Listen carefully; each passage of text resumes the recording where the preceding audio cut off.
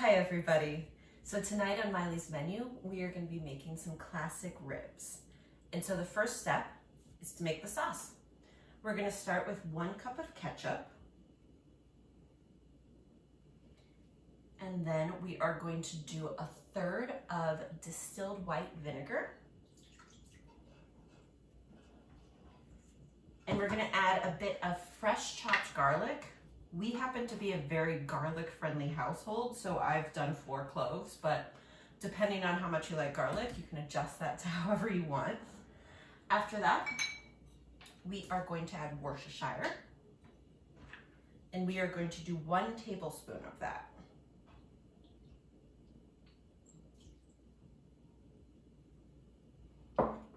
And to add a little bit of salt, we're going to use some gluten-free soy sauce, and that is also going to be 1 tablespoon.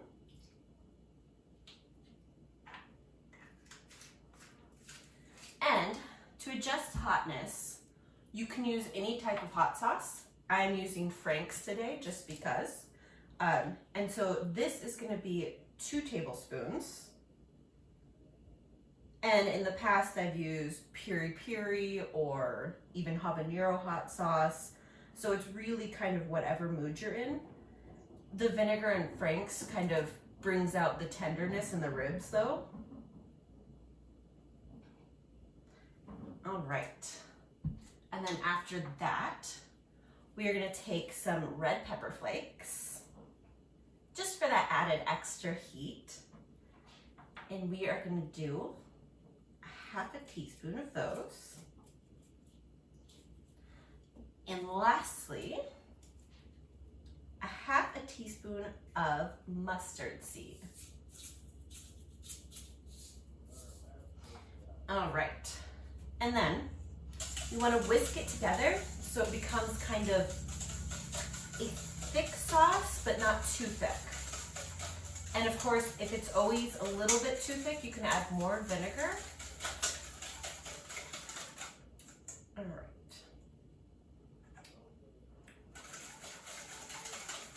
Perfect. So we've got a tangy sauce. Now to kind of sweeten up the ribs,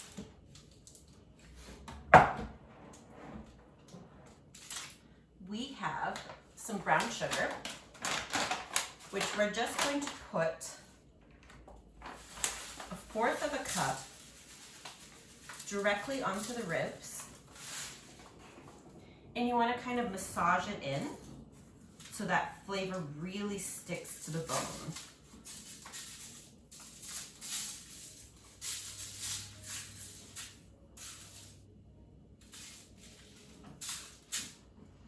All right. And then after adding the brown sugar, you're going to want to put some cayenne pepper on.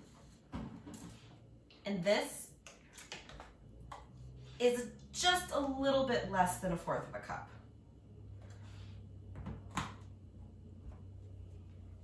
And you just kind of mix that in with the brown sugar, and it'll give it a little bit of soft heat. Okay. Then once you've got the rub in, you're going to slowly add it over the ribs, making sure to cover all of the exposed parts.